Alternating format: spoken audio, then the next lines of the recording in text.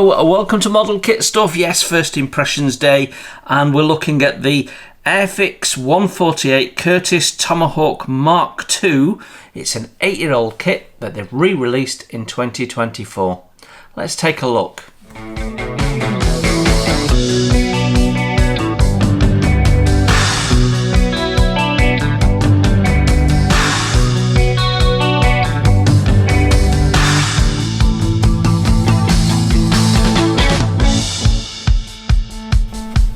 Hello and welcome. Yes, we're looking at this latest re-release from Airfix, Curtis Tomahawk, an aircraft that's close to many people's heart. I see lots of these being built, and you know, it's a very popular aircraft.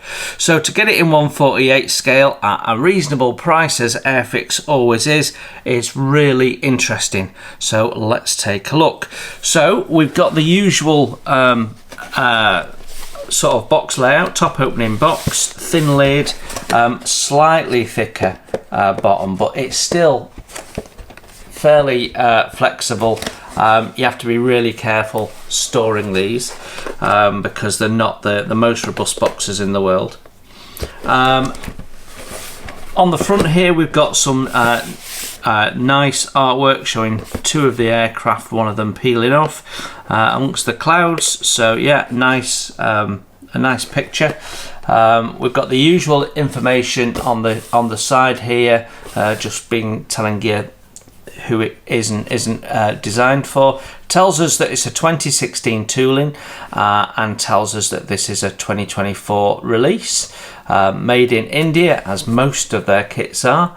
And yeah, we've got the little cartograph logo as well on the box there, as always.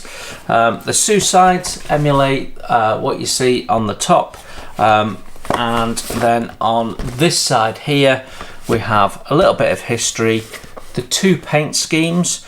So we've got 1686 Bomber Defence Training Flight, Royal Air Force, Hickson, Staffordshire, England 43, and the X RAF allocated to whatever number that is, Battalion 3rd Regiment, Turkish Air Force, 1941. Gives us our list of paints for both paint schemes individually, tells us it's a skill level 2 and 2 flying hours. And our kit number is A05133A. Right, let's take a look at the instructions. Okay, our instructions, the usual Airfix affair, nice matte colour A4 instructions stapled with a kick-off with some history and specifications in multiple languages. Tells you to wash your parts here, and some parts in the kit may not be required to build the model specified. And then as we flip over, the multiple languages carry on, and then we have our big assembly key there, which is always nicely presented, again in multiple languages. And then we're at step 1, which is installing the control stick into the cockpit floor there. Then we start building up, it's a bulkhead. Oh, and the fuel tank, you don't realise till you see it there, that looks like the fuel tank there. Then we've got the pilot seat. Couldn't tell you whether that's simplified or not, but it certainly looks like it is. Then we've got the forward bulkhead going in, and some other control lever of some type, not sure what that is. Then we've got the cockpit interior framework as a separate piece. We're adding bits, we're mainly adding decals and painting that up, so all of our colours are being called out as we go. Then we can see that being installed, building up the other side and then installing that. So we've got this nice little cockpit tub. Then our dials are going on. Dials also incorporate the pedals into the same part. Then we have a pilot with posable arms. and then we are painting. What's that? Oh, okay. So we're painting this interior area and putting that in. I'm guessing that's where a camera or something goes in some versions, not sure. But yeah, cockpit's going in, and then we've got not quite sure what that is. Looks like the air scoop. They look like radiators to me, so yeah, quite possibly just going in the front end. Yeah, building all of that up, the nose piece going in, right, and then you get a proper view of it there, and the two halves going together. So we have got the camera there, we've got the air scoops there, the cockpit all in, being sandwiched together. A little piece going in the front there so that they can get that shape correct. That's nice. Couple of items, little tabs that we have to remove. I guess that's to allow us to put more parts in. Yep, there we go. So those side pieces, so they should all fit nice and look accurate. Then we're putting in the guns. Then we've got a little piece of the wing root going in before the wing goes on, so that's great. That means we're not going to have a little gap there, so that's nicely done. Landing gear bays going in, a single piece, and then it's giving you the paint instructions for those as we fit the lower wing, which also incorporates some of the fuselage. So yeah, all good. Then step 30, upper wings go on, and then we've got some parts going on to those wings around the landing gear there. Building up the two tail sections, we need to have a look at that. They've used the donut fitting system. I'm not a fan of it. Quite often you get sink in the parts as a result of it. Yeah, so we'll have to have a look at that. Then we've got a single piece tailplane flap, which means that you can set the angle and it's absolutely spot on both sides, so that's very nice. And then the rudder going on. Then we've got an option of opened or closed on the air scoop there, and an option of wheels up or wheels down on the tail wheel. All quite nicely done. I'm guessing that's material there, some a different colour to the other bits. Not sure. I'm guessing that that's covered in material, and it's covering part of the landing gear, and that allows it to move with the wheel, because otherwise that would look wrong, wouldn't it?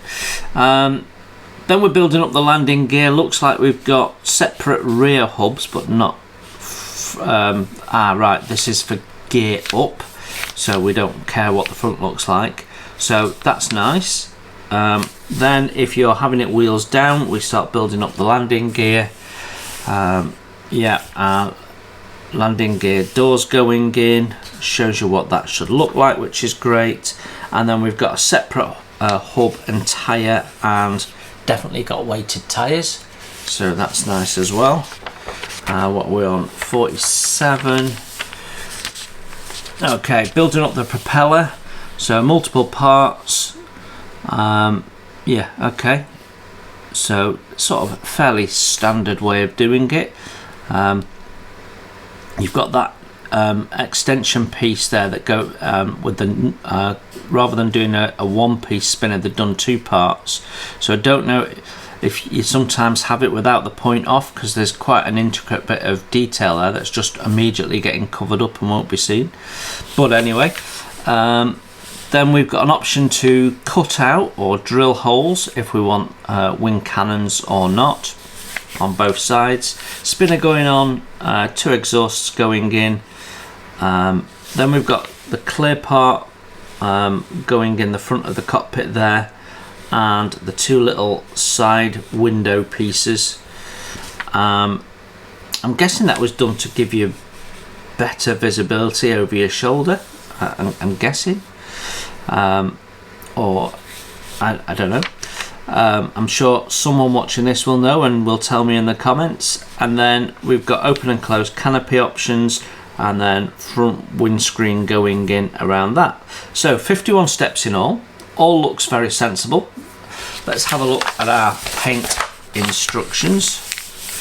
So let's get you in a little bit for this. So the first one is the training flight, so fairly typical Second World War camouflage scheme. Lots of decals, so we've got all the stencils and the main decals on the same sheet here. There's a research note, was believed to have been repainted, the temperature land scheme of dark green, ocean grey or mixed grey and medium sea grey. Though the aircraft frequently gets attributed to number 30 operating training unit, this mostly flew Wellington bombers in training exercise, and the unnamed Tomahawks were supplied by number 1686 Bomber Defence Training Flight. Okay, so there's a little bit of interest there for you. Not too many colours, all looks fairly standard, nicely laid out as always. Yeah, very good. Then if we go to this one, we've got Turkish Air Force, so that's a completely different look altogether. 1941, you've got the Turkish emblem on the tailplane there, the big square markings, and this sort of dark earth, dark green camouflage scheme with a beige under. So yeah, very nice. Nice to get something a bit different. Turkish markings is good. Excellent. Let's have a look at our decals. Decals now, and because the cartograph, we know there's not going to be a problem with these. They're going to be great, and you can immediately see they're really, really nice. There's virtually no excess decal film. It's a little bit used to space the two letters there, and a little bit in the centre of the crescent moon there, but other than that, you can't see any excess decal film at all. It's really nice. Even here where you've got these letters and numbers, the 8 for example and the A don't have decal film on the inside of them, so wherever they can avoid it they have, which is lovely.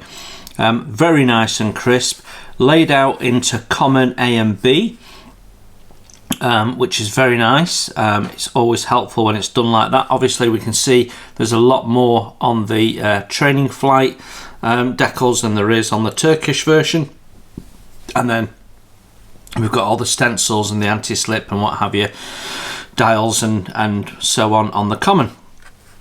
Nicely laid out, good spacing, yeah, no issues with that. Okay, first sprue of parts, and we've got our fuselage halves, the upper wings there, and bits for the air scoops and the landing gear bay.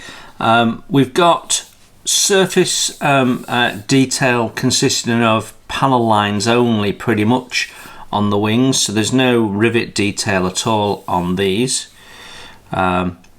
People will have mixed views on that, but easy enough to put them on if you wish to with a riveting tool. The actual panel lines themselves don't look excessive, they're not too wide or too deep. So yeah, I have no issues with those at all. I can see some release agent on these, and there is just a blush of flash on them as well. When we get to the fuselage halves, the same is true, no fastener detail with the exception of this one panel here, which seems to have recessed bolt detail. Same on the other side. Otherwise there's none. Oh, I beg your pardon, there's a little panel at the tail which has a small amount on as well. So yeah, all looks nicely moulded and no issues with it. These are the wing tips for the landing gear, they're nicely shaped. Yeah, and then where we've got ventilation, the little radiator grills there, you can see there's a nice mesh effect. You see that shining release agent, so they do need a good wash, these parts. Yeah, we flip it over, and there is I'm guessing that's supposed to be on there. I'm guessing it's material, is it? On the inside of there that they've tried to emulate. But then they've slapped a couple of whopping great ejector pins in there. So that's a bit of a mess, really. That's a real shame.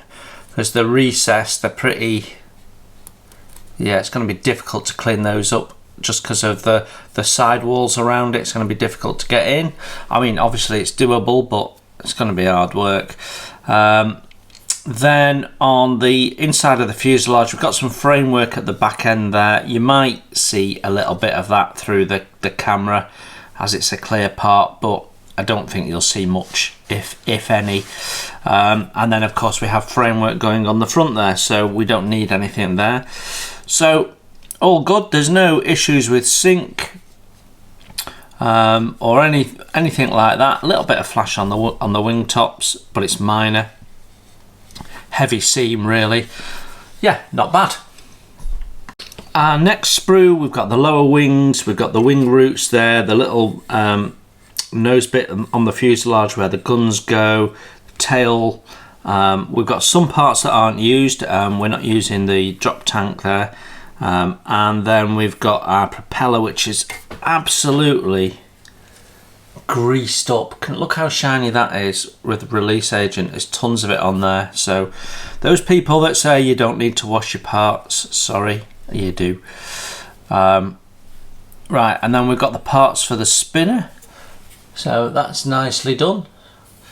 And we don't have any sync where the donut was, so I'm quite happy about that. Nice texturing on there. Seems a bit rough and ready, so a little bit of seam to clean up. But yeah, some nice detail on the rudder there. Oh, but an awful lot of sync. Huge amount of sync. Look at that. Oh, that's a real shame. That's a real shame. Yeah, so you're gonna have to do some work building that up. Yeah, oh dear. Oh well. Otherwise, the rest of it seems okay. Flaps are moulded in place, so you can't pose those. But the texturing on them is nice. And on the wing there, we've got some texturing on the flap as well. Got a little bit of fastener detail in places, but generally not. So check your references and do what you think. Yeah, not too bad. Not too bad. So, yeah, okay. Bit basic in places, but not bad. Final sprue now, and we've got all the sort of the cockpity parts over here, including the pilot, and then we've got the wheels, various small parts that get added on, and the landing gear. So I'm just going to flip her over because this is where all the detail is. So we've got nice internal cockpit detail, nicely done. Some ejector pins to clean up. But they're all on flat surfaces, so it shouldn't be a problem. Dials are okay, certainly raised enough to be painted. Pedals look a bit basic. We've got some detail on that back wall there and the head cushion. There's two different types of seats. I can't remember which one we're using, but they do look very basic and simplified. And then our pilot's quite nice. Seems to have a slightly, maybe it's because his shoulders are partly missing, but his head looks a bit big somehow. Don't know. Looks more like a Centaurian. But everything seems fairly crisp in its moulding. And of course we're in the newer plastic, so everything could be nice to work with. Exhausts aren't open, we wouldn't expect that from this age of an Airfix kit. Separate tail wheel, which is nice, makes that easier for painting. But I'm looking at the main wheels now, and the hubs are dreadful. Look at all the sink in those hubs. Those are the hubs for wheels up. I mean, they're not usable. The hubs for wheels down aren't so bad. The tyres though are dreadful. The texturing on them, look at that. You'll see it better when I take the photo. It's really rough. I mean, there's no detail on it, but it's really rough on the sides. And the hubs themselves look a bit bland. Yeah, the wheels are not good. You absolutely need to replace those. They're dreadful. I don't know whether that is a moulding issue or they're all like that, but they're awful. They're terrible. Very bad. Yeah, okay, I'll take some photos and then we can have a look at the rest of it after we've done the clear parts. So our clear parts are primarily the canopy. We do have some little lamps and then this big camera piece, but in the main it's the canopy, and they're nicely done, very clear, really crystal clear, as is always or usually the case with Airfix. There's no spidering in these ones, which is nice. There is yeah, interestingly a fingerprint on one of them. Oh, see, as soon as I said there's no spidering, there is a little bit in this piece here. Let's see if we can show you that. Don't know if you can see that there, just coming out of that rear hole to the corner there. But anyway, otherwise, really quite nice. No real distortion in them. There's distortion as you'd expect in the places you'd expect on the canopies, and a little bit of distortion. Again, it's curved, you're gonna get that, so nothing excessive. They're not bad at all. They're quite nice, those. Yeah, and not too thick either, so they're not gonna look too bad painted up. Yeah, all good, I think. All good with those.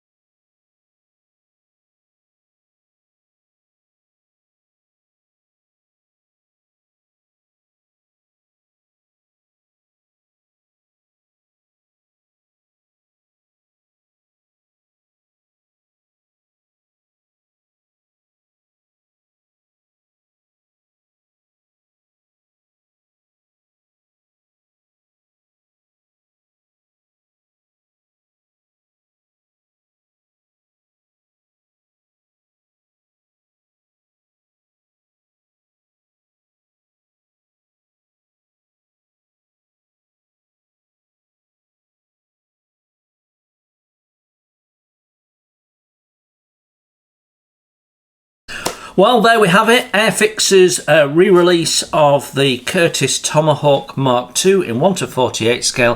What's my first impression?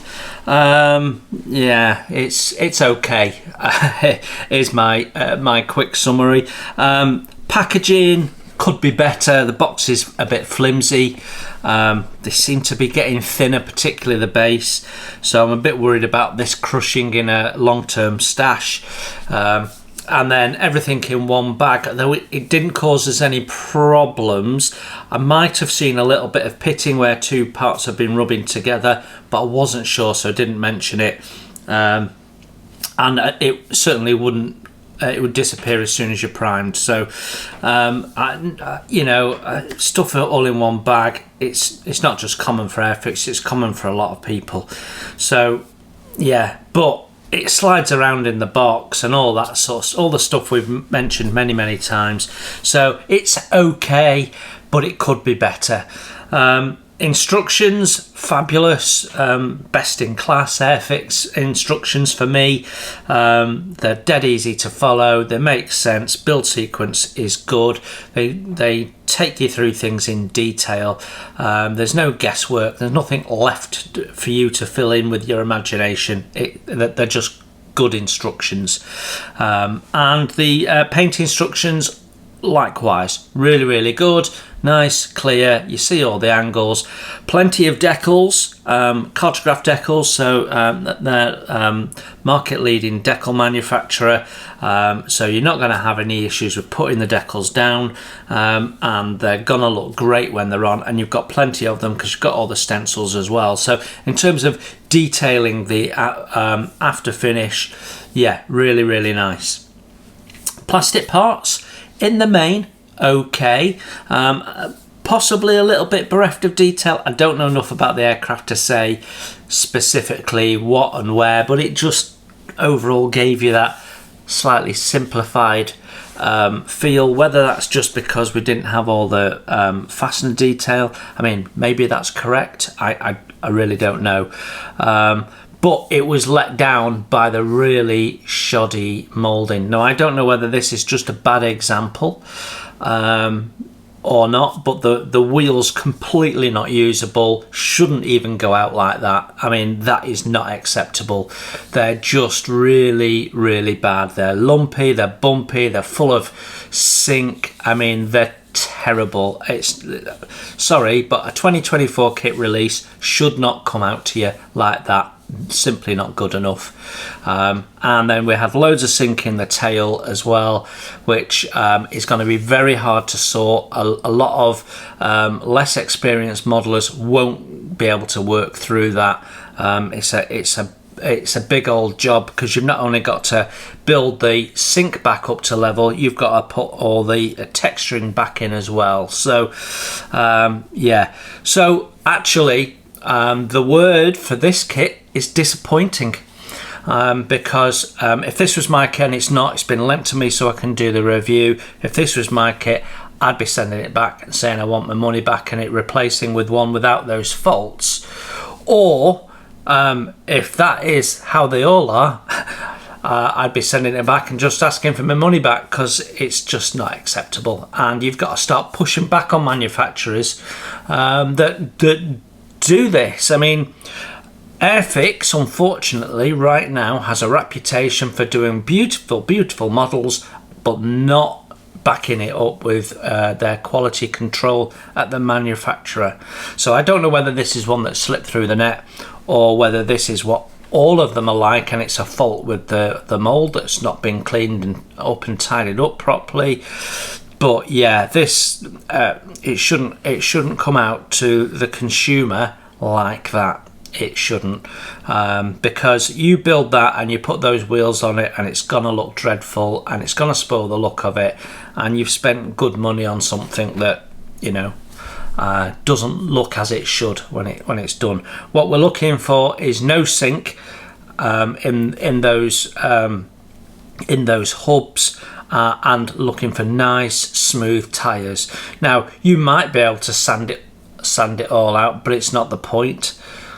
It shouldn't come to you like that. It's not supposed to be like that. It wasn't designed to look like that. So yeah, I think that's pretty poor. Okay, there you go. Not often that I talk like that about an Airfix kit. I generally find their stuff to be top notch, and I know this is like getting on for 10 years old. 10 years ago we weren't generally, as a market, churning out kits with that sort of poor moulding. Okay, there you have it. That's my thoughts. I don't know what you think, but there you go. You now know what's in the box. So not a kit for me, I've got to say. Thanks for looking in. You enjoy your modelling, and I'll see you very soon. Bye for now. Thanks for watching. Please hit the like button and subscribe if you haven't done so. It's free, and that way you won't miss my first impressions, my tool reviews, my product reviews, and any of my builds, including wooden model kits as well as plastic. It's all free, and if you'd like to support the channel, you can hit my PayPal link in the text below. Every pound goes straight into the channel to keep the cameras rolling and to do more fun stuff for you to watch.